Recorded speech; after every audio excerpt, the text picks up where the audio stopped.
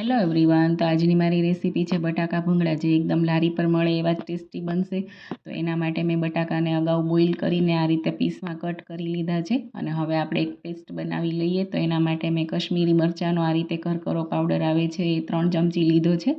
તો હવે આપણે એક બાઉલમાં એડ કરી દેવાનો છે. પછી હળદર પાવડર, ધાણા જીરું પાવડર અને સ્વાદ મુજબ મીઠું એડ કરવાનું છે. પછી આપણે એમાં પાણી એડ કરી એની બરાબર પેસ્ટ બનાવી લેવાની છે. તો આપણી પેસ્ટ હવે રેડી થઈ ગઈ છે. તો પેનમાં તેલ ગરમ કરવા મૂકવાનું છે અને એમાં આદું અને લસણની પેસ્ટને એકદમ બ્રાઉન થઈ જાય ત્યાં સુધી સાંતળી લેવાની છે. પછી આપણે એમાં રેડી કરેલી પેસ્ટ એડ કરી દેવાની છે અને થોડીવાર માટે તેલ છૂટું પડે ત્યાં સુધી કૂક થવા દેવાનું છે.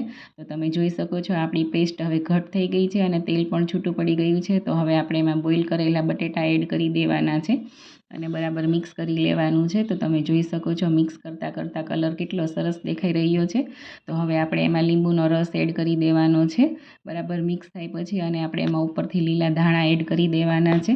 તો તમે જોઈ શકો છો આપણા સરસ મજાના યમ્મી અને ટેસ્ટી એકદમ તીખા તમતમતા લસણિયા ભૂંગળા બટેટા રેડી થઈ ગયા છે. તો હવે આપણે એને સર્વિંગ પ્લેટમાં લઈ લઈએ. તો તમે પણ એકવાર ચોક્કસથી આ રેસીપી ટ્રાય કરજો, ખૂબ જ મજા પડી જશે અને એકદમ બહાર જેવા જ સરસ ટેસ્ટી બનશે. અને જો તમને મારી રેસીપી સારી લાગી હોય તો લાઇક, કોમેન્ટ અને શેર કરવાનું ભૂલતા નહીં. Thank you for watching my video.